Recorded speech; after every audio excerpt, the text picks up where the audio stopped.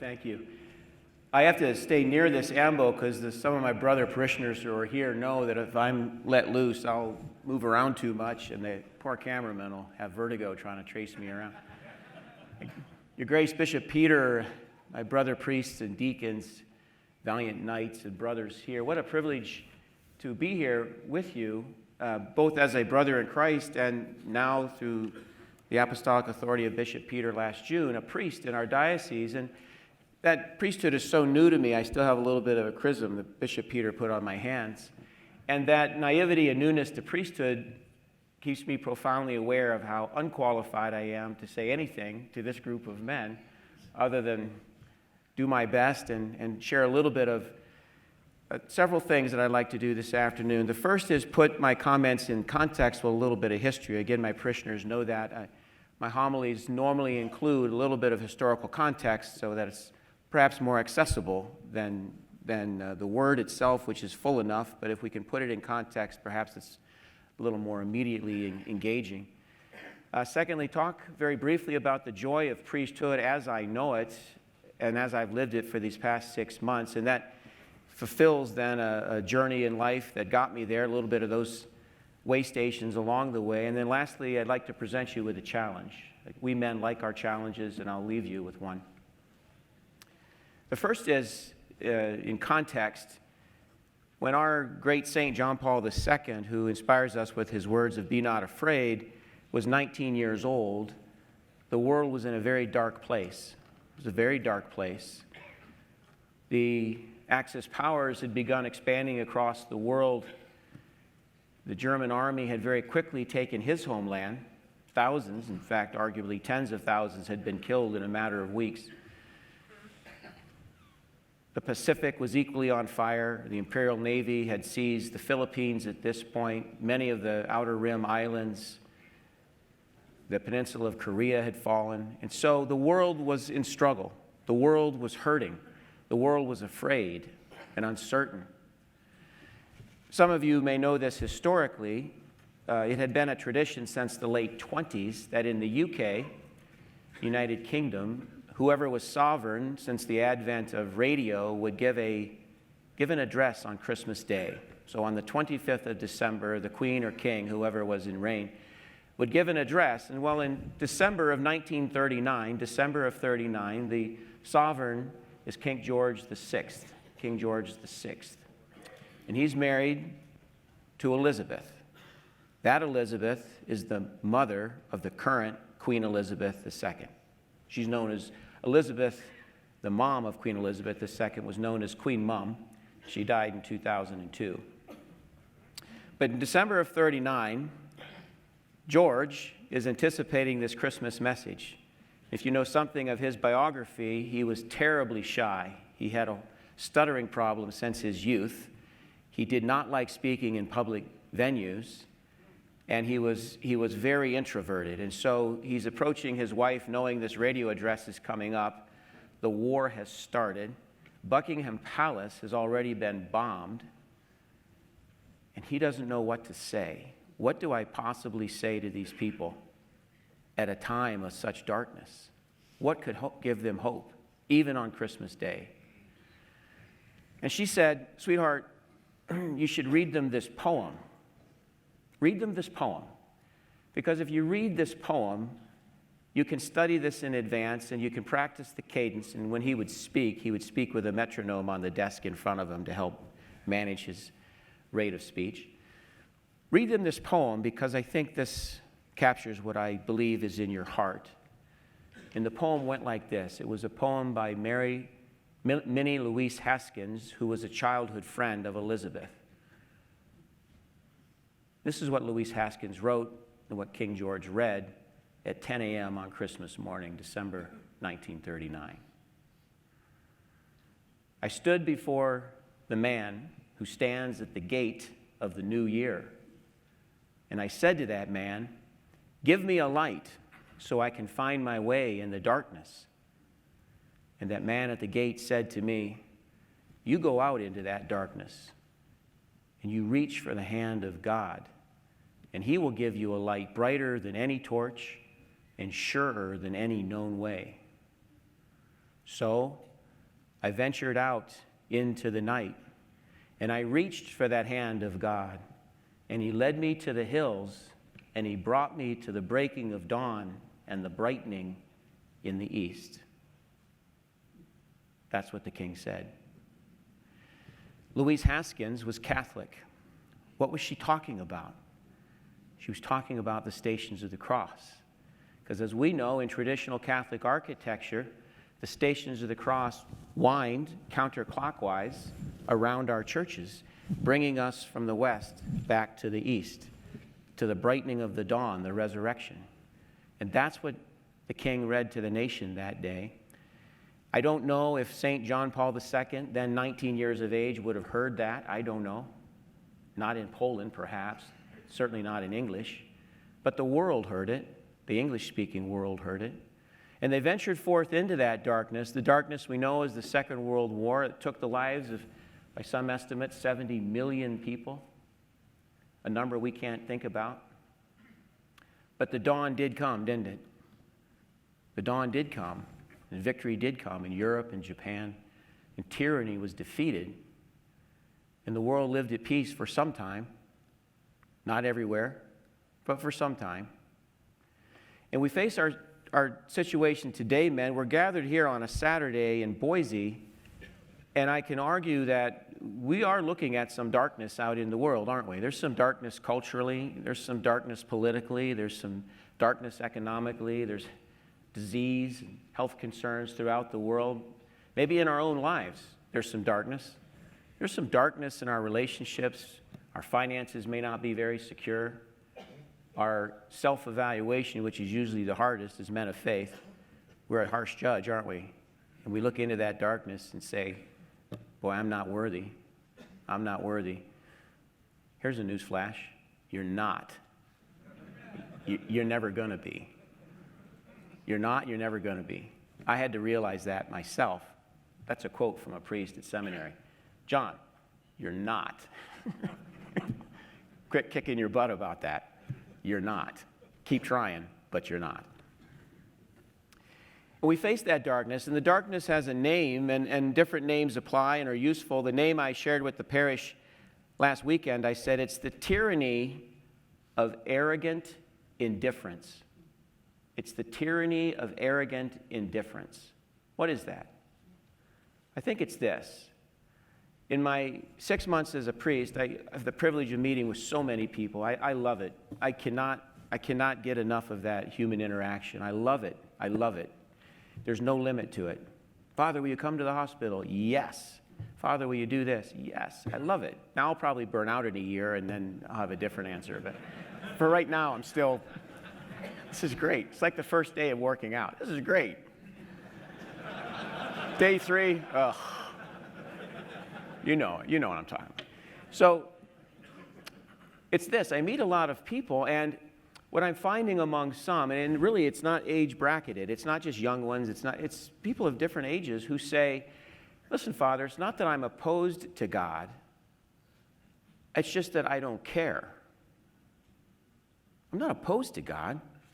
I don't find church to be very relevant, and I don't care. I'm indifferent to whether or not the story of Jesus Christ is true. And it's easy to transpose the message with the messenger, because we can look to an imperfect organization called the Catholic Church, which for 20 centuries has been trying to break itself and has not succeeded. For 20 centuries. It's imperfect. It's an imperfect organization made up of imperfect people acting imperfectly. So getting angry at that imperfection doesn't seem to make a lot of sense. We try for perfection. We strive for perfection. We look to the great saints whose lives we ought to be modeling. But the fact that the church has errors and flaws doesn't mean the message is broken. No, the message is sound. It's issues within the church that may be the challenge, and so people use that as an excuse to just ignore the message. Yeah, that person wasn't nice to me in the parking lot, therefore I don't need the Eucharist, right? This is human nature. This is what we do. But what's most insidious is now, this is the young ones who say, I really don't know, or I don't care. Or as we saw earlier with Patrick's presentation, these new terms that our youth are bantering about, that are shared in the digital space, and even worse, are promoted by people in positions of influence in a classroom. These are real topics. I saw in his slide 72 genders. I was a biomedical engineer. I'm only aware of 2. That's it. Unless I got my studies wrong and just completely messed up 25 years of life, there's 2. There's 2. I can show you chromosomally how that happens. It's 2. And when someone says, no, Father, if you say that, that's bigoted, I'll say, well, then I'm a bigot, because they're 2. God made them, male and female. That's it.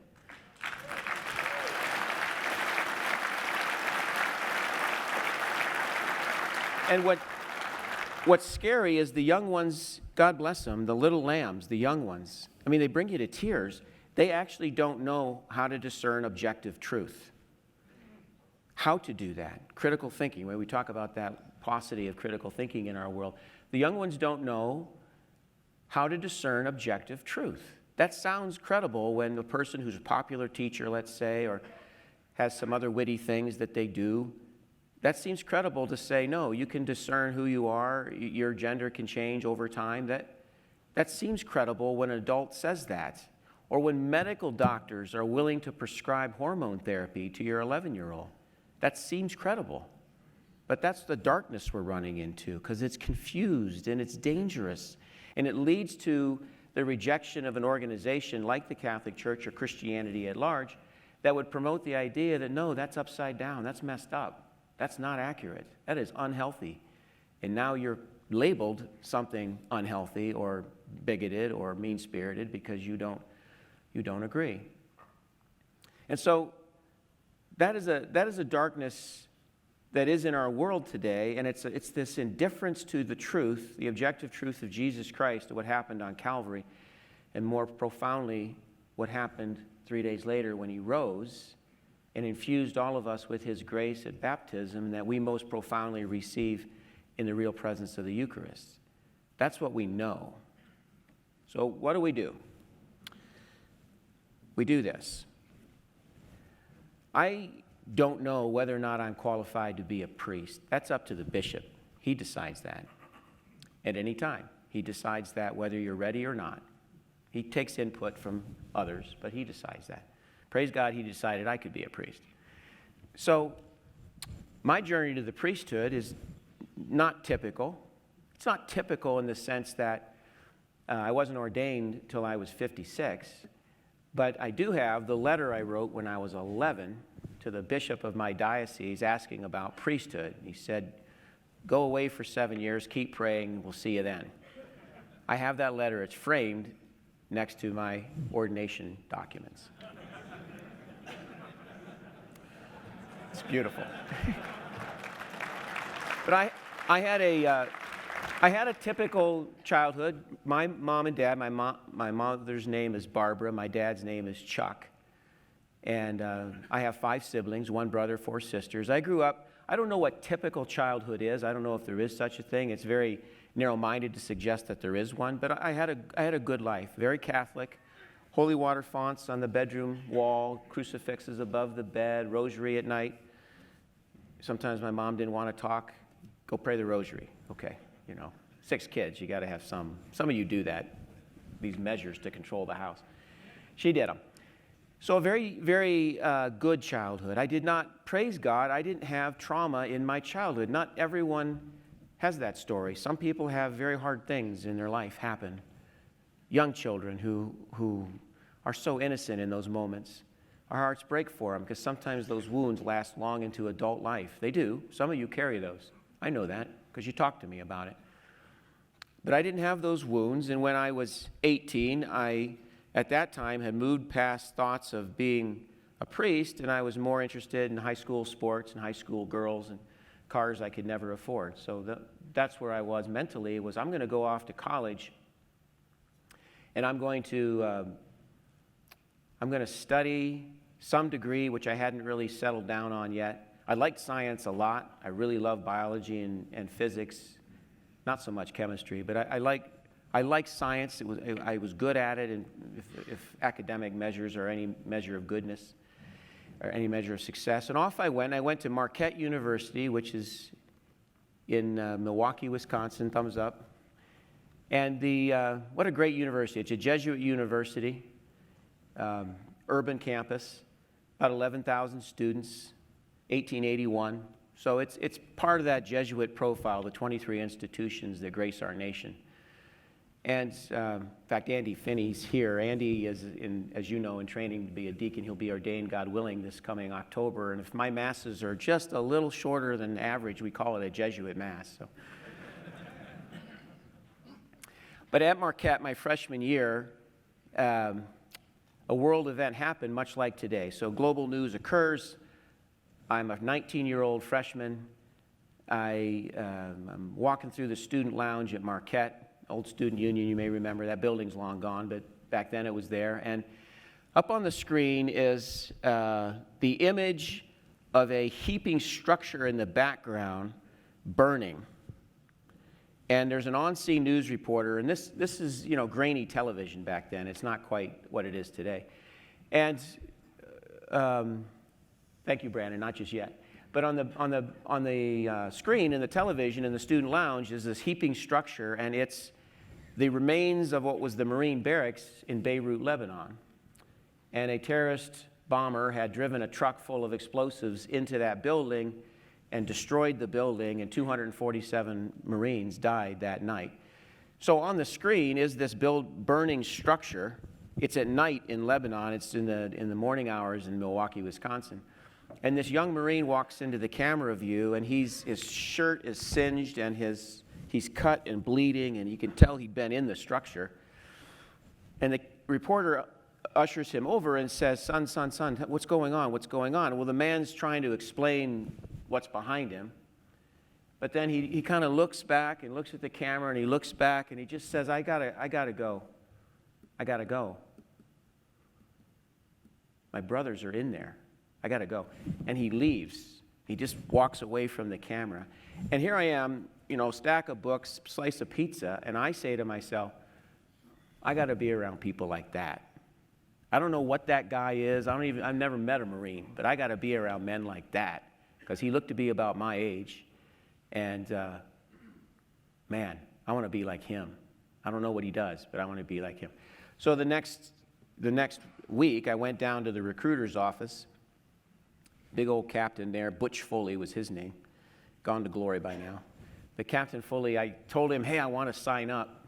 And he says, great, no, just like that. We'd love to have you, but we have who we need right now, John. We have who we need right now. What you should do is stay in school and finish your degree. And while you're in school, you can enter into a commissioning program. We'll send you to boot camp during the summers, and during the academic year, there's some things you'll do. But when you finish, you'll be commissioned. You can be a lieutenant. You can be an officer in the Marines. We could use that. We just don't need you today. Why don't you go spend 3 more years getting ready? I said, well, that sounds like a good plan, too. So I went home, and I called my parents. And this is when you still needed 2 phones for 2 people to talk in the house, right? So, Mom, hang up. Dad, hang up. You know that. So I call, and my dad and mom's on one phone, dad's on the other. And I said, Mom and Dad, I'm going to join the Marines. And my dad says, today? I said, no, in a few years. Captain Foley told me about this program, and I have the brochure, so I start to read a few factoids about the program. And he was familiar with it. My dad had been in the military, and my mom's father had been in the military. It's part of a story in a moment. And my mom is quiet on the phone. She doesn't say anything. But then she comes online, and she says, son, what you just told me terrifies me. And she pauses, and she says, what terrifies me worse is you being 50 years old and saying, I wished I'd done that. That's worse. You go be a Marine. That's my mom. God bless her. She's still with us. So I finish school, and I get commissioned. And I get commissioned as second lieutenant, and I get assigned two, the unit that had been destroyed in Beirut, that was called a Marine Expeditionary Unit, and by no planning of my own, I get assigned to a Marine Expeditionary Unit because I was commissioned an infantry officer. And off I go to a Marine Expeditionary Unit, and our very first deployment, I am just like a priest now 6 months in. Well, I'm 6 months into being a Marine lieutenant trying to figure out what that means. And we go on our first mission, and we lose a helicopter on the first mission. And 8 men didn't come home. And I thought, I'm standing there on the flight deck of one of these Navy ships where we were launching the aircraft from, and I'm having to just think to myself, you know that phrase we use sometimes very casually, boy, that just got real. Well, it did. For me, at 22, boy, that just got real. That just got real. Because I knew the lieutenant who was on that helicopter. He was a classmate of mine in the Marine program. And that was hard, but I thought, well, this is what I signed up for. You know, this is what I do, and I love being a Marine. And I lived through that career. I served in many places, and it was an absolute privilege to be a Marine and a Marine responsible for other Marines. It was an absolute privilege. There's a few of you here share that common blood, same mud, we say, same blood, same mud. There's a few of you here. There's a few of them back in the parish with me, and we have a special way. It's like twins. You know how twins have a language, those of you who are twins or have raised twins? Well, so do Marines. They have a special language. And that, you hear, that's like a whole paragraph of meaning. Whole paragraph. It means yes, no, maybe. It means many things.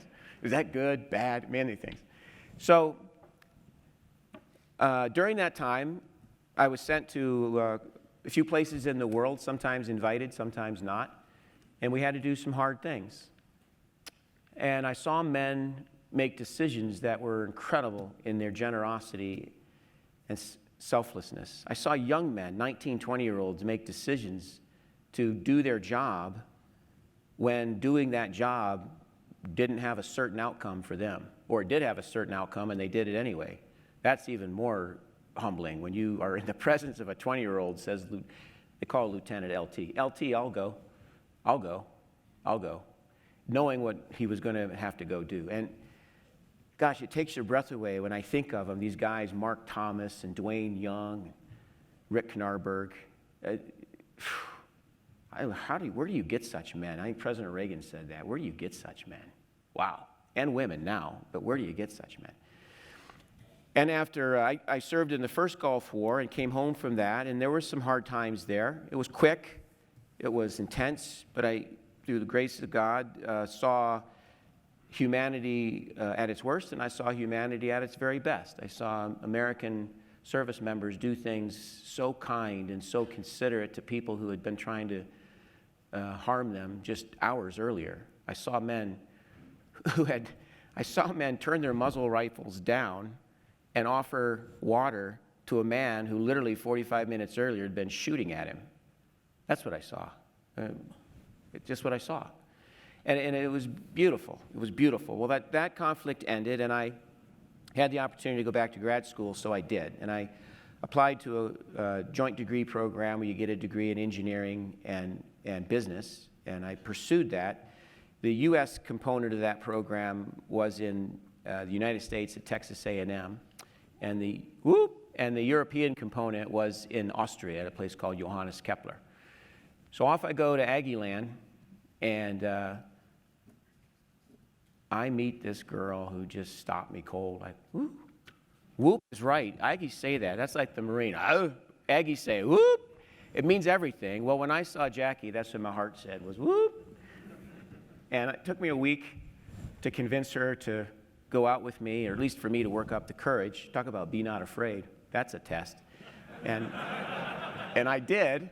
And she said yes, and man, what a privilege for me. I dated her for a year and then asked her to marry me. I so joyed by the fact she would even go out with me, and then the fact she said yes.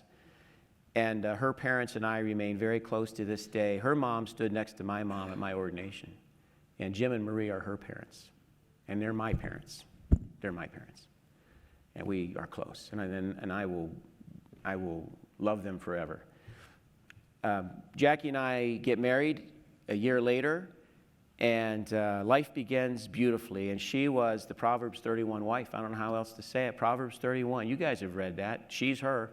Your wife may be her as well. That woman described in that beautiful proverb is who I was privileged to marry. And she held me accountable as a man. Back when, the movie 300 became very popular, there was a line in there where the queen says to Leonidas, either come back with your shield or on it, which means either you come back victorious or you die, but don't you come back turn tail. Jackie would say stuff like that to me. And it could have to do with chores, like get them done, or it could have to do with more important things. And I keep my mind on the time here, but because I want to shift on a focus. Here's one thing she said to me, and this is the language of love we men have to learn. So, we're thinking at a more simplified level than women. That's not just this silly statement. I'll tell you, as a biomedical engineer, it's true. We measure it. So women have 6 times the cross-hemispheric neural pathways that we men do. 6 times. That's why they can listen to the kid and then hear someone pull up in the driveway, listen to you, and talk to her mother on the phone at the same time. That's how they can do that. We don't. When our wives ask us, as we're sitting there on a Sunday afternoon watching the game, and she says, honey, what are you thinking about? And we say, nothing. That's a true statement. It's true. Nothing. We shut it off. We're off. But one time, Jackie and I are flying. We're going to land in Detroit. It's stormy weather. It's snowy. And the pilot comes on, and she says, the pilot is a man, and the man says, listen, folks, I got some interesting news, how he says it. I have an indicator light on the dash which says our landing gear is not down, but I think it is. I've been flying this airframe for a long time. I think we're fine, but to be safe, they're going to foam up the runway, and we're going to come in. I'm going to set it down as smooth as possible. If the gear is not locked, it will collapse and we'll slide. It will be really loud. There'll be lots of sparks, but when we come to a stop, I can control it with the engines and the rudder. When we come to a stop, get out and don't carry anything with you. And then click, off goes the mic. So Jackie grabs my hand and she says,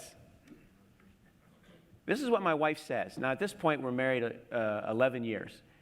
She says, listen, I know, this is what she says to me, I know that you're going to try to get people out.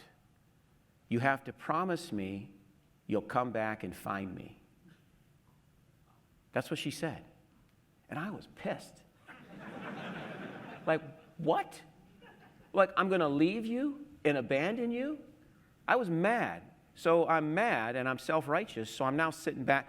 We might crash here in a minute, and I'm like, self-righteous. And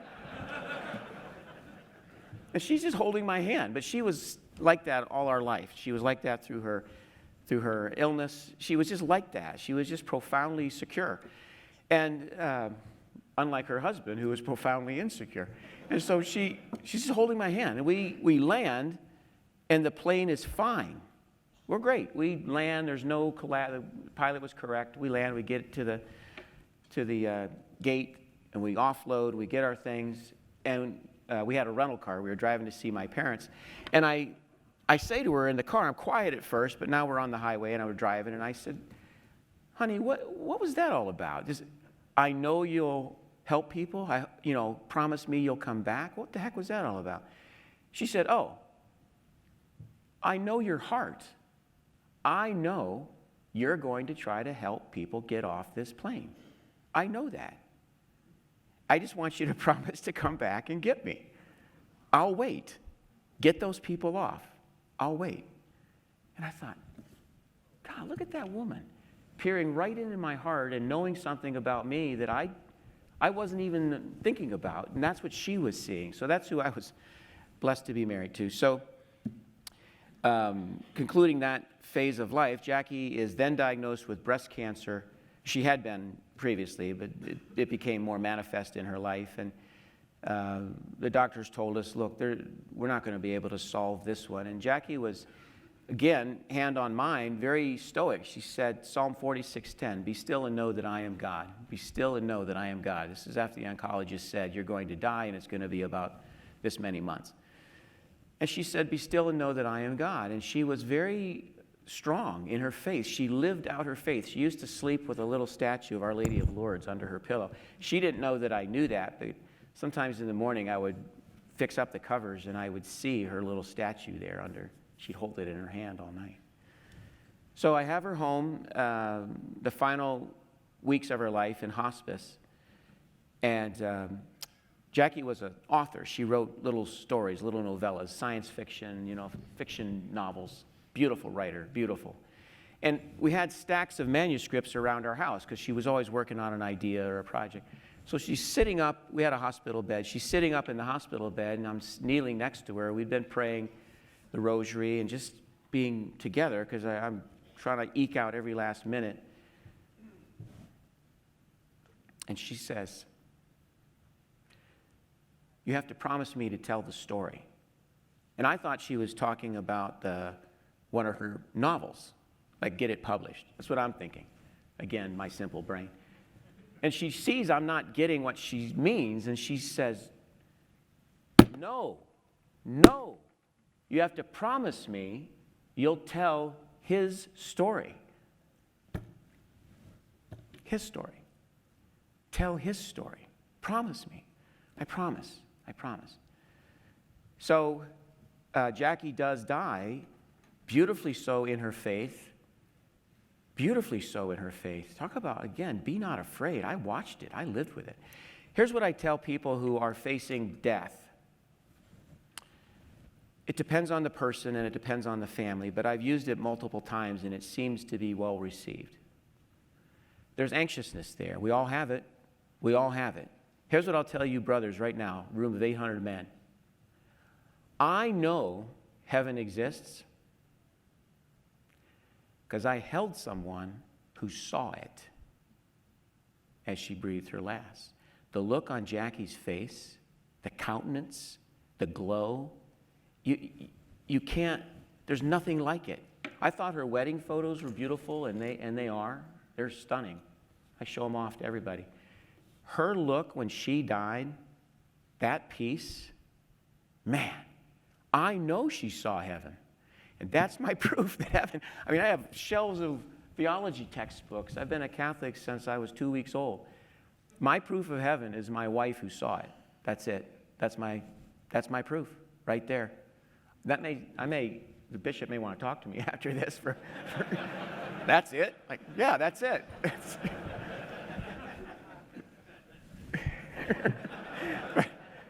There he is. The bishop's an artist. He knows how artists think. But that's what I saw. So now I'm working. I have a nice job, and that world does compensate you fairly well. So I'm comfortable with things. I have more things. They're just a burden at that point. They only had meaning in the context of our relationship. Without her, these things don't have meaning. Some of you know what I'm talking about. So I've been debating, well, what am I supposed to do now? That was actually a prayer to God. Well, now what am I supposed to do? I was feeling not very useful. The work we were doing was very powerful, but I didn't feel very useful. And I was moved by the priests from our parish who would come. He's a young guy named Father Luan. He would come to the hospital 11 o'clock at night, and he'd stay till 1 in the morning, and he was the young guy, so I knew he had the morning mass. He didn't ever complain. He came every night for 8 days. Every night. So when I ever complain about, oh boy, I got to go run over to the hospital again, I just think of him because he did it for me. He did it for me. Brandon, you can put that slide up now. So here's what I started to think about. This is completely, this has nothing to do with Jackie. It has to do with what do I do now? So those of you who are historians are familiar with the Battle of Mosier. This is what brought a conclusion to that terrible First World War. And that image is not from then. That's a current film in cinema right now, 1917. But it does tell the story of what that life was like. And what is true, in the upper right is a kind of an image of a message from the trench. And on the second day of battle there, a young Mackenzie, he was a 28-year-old captain. The American expeditionary forces are getting shellacked by these 31 German divisions. Things are not going well. This is the most costly battle ever fought. 1.2 million people engaged in a fight, and 350,000 casualties in this 6 weeks or 47 days of battle. But on the second day of the first phase, young Mackenzie writes that dispatch to his higher headquarters. Look at those words. My right, you can see him here. Look at this. He's getting shellacked. My left flank has collapsed. My right flank is being overrun. I have many wounded and am low on ammunition and water. Full period. Next line. The situation is excellent. I am attacking. Catholic Church in America, right?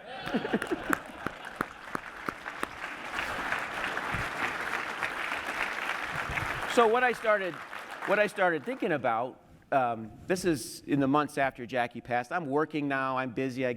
My boss moves me to Europe. I'm living in Holland, and the reason that was to my mind is Belgium was only a short, maybe hour and a half drive away. So off I went and visited, walked these grounds. That's what started to get in my mind.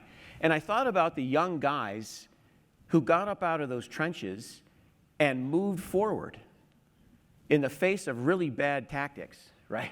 Automatic weapons fire, massed artillery. These guys got up and at the sound of a whistle, moved forward. Why? Because it's work that needed doing. Now we can hold, as has happened for 70 years, symposiums on how tactics should be fought and debate this. Okay. They got out of the trenches and they moved forward. You guys got out of bed this morning and came here. That's moving in the face of uncertainty. You're doing it. This right here, this is called moving forward in uncertainty. You guys don't have the answers to questions in life because you're not going to find them necessarily on a slideshow, but you're going to find them in prayer. You're going to find them in the sacraments. You're going to find them in the life you're authentically living. You're here. You showed up. You're in the trench, and you stand up and you move forward. That's what you're doing every day. Because the challenges you face, they're not automatic fire or massed artillery. It's the culture that surrounds us. It's the uncertainties in life. Some of you may have a serious health illness yourself. Some of you right now may have a diagnosis that, in my best English, sucks. It sucks. You see bumper stickers, blank sucks. And it does, because it's scary. Some of you, as Johnny opened us with, there are men who are not here who he shook the hand at or ate a sandwich with last year. They're not here. They've gone to glory. And they knew that. Some of you know it. And God bless you, because you came anyway. You said, I'll go. I'll go. Isaiah 6:8. I'll go. Send me. I'll go. And that's what you've done. So now let me move to close. Right now I'm going to talk to about 20 of you. You can all listen, but there's about 20 of you I'm going to talk to. Right now there are about 20 by profile, perhaps. I don't know who you are. No one told me this. I'm making that number up. But let's assume it's 20. You're a guy who's got some experience. And you've done some things in your life that taught you some things. You've got some of that handyman knowledge, you know? You've paid some bills. You've been in relationships. You're in a career or profession. You're pretty good at it, probably. But there's this unmet need, this yearning. You're the guy that's reading the news dispatches on December 8th of 1939. Monday morning. And you're looking at that paper saying, I don't know what this means, but I think I can help. I think I can help. And you're watching the news about the Catholic Church, and you're watching the news about this question or this scandal or that scandal, and you've met some of the youth that have just learned that there's 72 genders, and you're facing that darkness. You're looking at it, and you're stirring. You're wondering what you should do. So what I'm going to ask you men to do is allow us to pray for you. And most discernment decisions are very private. They're not, you don't ask a friend and ask 15 friends and put it on Facebook and ask for feedback. It's typically not how it works. It's typically very private, and it's torturous. You're thinking about it and wrestling, and it's a question that won't leave you alone. So for you 20 or so men, maybe it's 25, maybe it's 55, maybe it's 10. I don't know. There's some men here. The reason you came is you needed to come to the conference to figure out why you came to the conference. And you know that. And maybe you found it today in some of the fellowship, or maybe you still have some questions. But if I'm talking to you right now, if I'm touching somebody's heart that says, Father John, I think I might be one of those. I mean, I might be that guy who's got a little bit of experience, but I think I'm too old, or I think I don't have a degree, or I think I have this issue, or I did time in prison, or whatever it is I did. My life is complicated. Now look at the 12 apostles. Look at that band of ruffians. If you have a question, do this. Stay in prayer. Yeah, that's step one of vocation. But eventually, you got to stand up in the trench. And the whistle's going to blow, and it's blowing now in our nation. Some guys are going to have to climb up that ladder and move forward. That's what's going to have to happen. The line isn't advancing unless we're moving forward. Here's the good news about discernment. You don't get to decide to be a priest in one day, and the diocese doesn't accept you in one day. It takes anywhere from 6 to 8 to 9 years. So, unlike a military contract, when you sign, you're in. Minimum of 4, I think it is, maybe 5 today.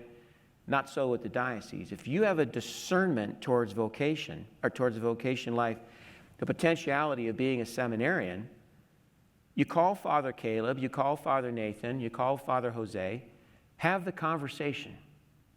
Mine with Father Caleb went like this. Honest. This is how it went. Some of you know Father Caleb. Father Caleb, this is John. This is in 2014 in June. Father Caleb, this is John.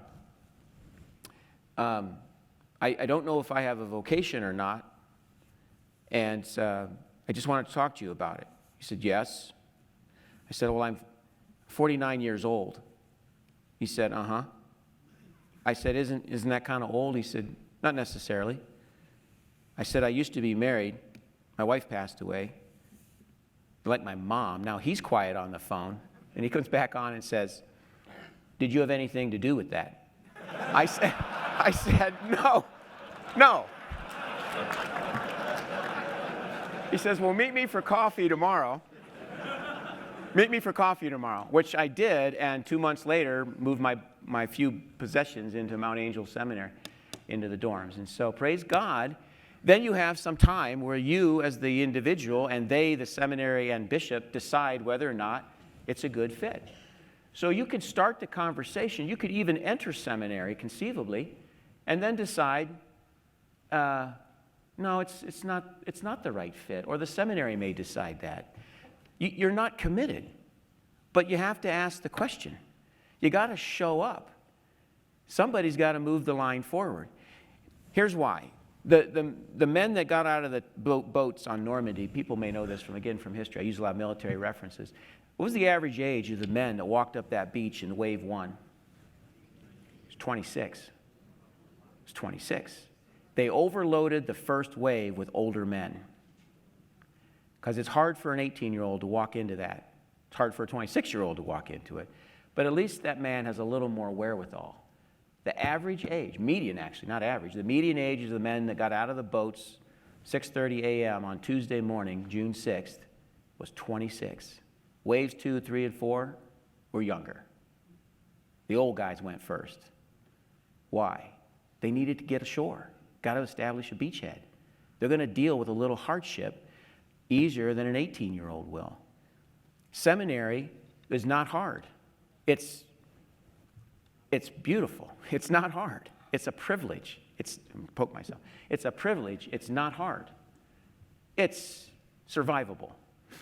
But I encourage you, 20 or so, however many that is, to at least consider it and ask the question. Because if we're going to fight this darkness that's out in the world, we're going to need priests. And I'll look at my clock real quick and then honor our time, and I'll read you this. About 2 months before I was ordained, I was a transitional deacon in a parish back in Portland. And what a beautiful assignment that was. What a privilege it was to be there. And in arranging that retreat, the retreat master, unknowingly to those retreatants, had organized for either friends or family members to write a letter that then we received on day 2 of the 3-day retreat. We don't know that's going to happen. When we had a break in the day and we went back to our rooms and we were staying there, so that on each of our beds was this envelope, and in it were 1 or 2 of these letters. One was from my old Marine buddy who's been my friend for 30 years, and one was this one.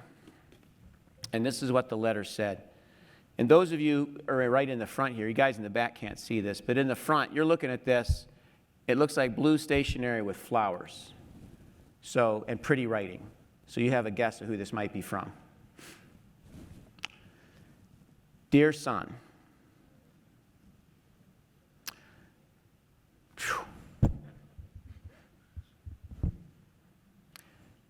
context. My dad died 6 years ago.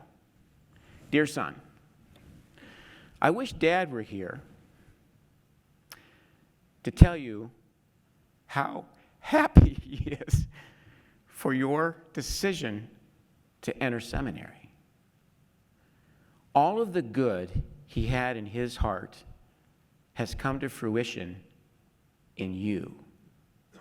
Now, this is a woman married to a man for 65 years.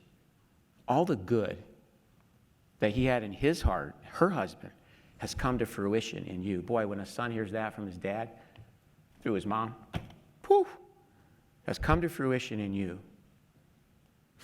This retreat is one more step in your life towards the beauty of ordination. I have always been proud of you, but you becoming a priest is the most special gift a son can ever give his mother. Love, Mom. I'll be buried with this. I will. She's going to be buried with a purificator with chrism on it. I'm being buried with this. So amen, brothers. Now, we're going to wrap up here fairly soon. We're going to move most beautifully into adoration. I think rosary first, as Johnny said, and then adoration. But I just leave you with this. You know, I try to be respectful of those some of you are here, have been in tough situations in life, those particularly in a military context where you see some awful things. And I respect that, and I hope I'm not triggering with movie images and dramatic quotes or stories of hardship. You guys, I don't mean to do that. Those things really happen. But I'll tell you an enemy you can see is an enemy you can defeat. The enemy that's worse is the one that lives among you. You military men know what that's called. It's called asymmetric warfare. It's horrifying. The enemy's among you. We used to say, he's in the wire. He's in the wire. Well, the enemy's in the wire right now in the United States. And it's not sourced out of any nation or culture. No. The enemy is this arrogance of indifference. I don't care whether or not Jesus Christ is alive or dead. And because of that, I can do anything, promote anything, say anything I want, and it's destroying the fabric of this nation. It's destroying it. And the children are suffering. Men have to stand up and protect their families, and you're doing that. We do it through prayer. Some of you pray with your rosaries with your family. Your presence here, this is called ministry of presence right here. This is standing in the line. This is locking shields in battle. We're conveniently in rows, just like a Roman phalanx. This is what this is. Men locked in battle to fight against the insidious tyranny of evil. That's what's happening. And we find strength in each other. And if any of us turn and run, that weakens the line. So we got to hold the line, or the whole line is weak. So we have to hold the line. When we leave here tonight, we'll go into tomorrow morning, beautifully so, third Sunday in ordinary time. We'll hear the Mass, we'll receive the real presence of Christ in the Eucharist. We'll go on into the next week. We have to bring courage And the older guys, us, most of us are of some season here. We're not high schoolers. This isn't ICYC. We got to be able to say, steady, lads, steady. I know it's loud. I know it's scary, the world. I know it's loud, and I know it's scary. But steady. You're trained. You're prepared. We'll succeed.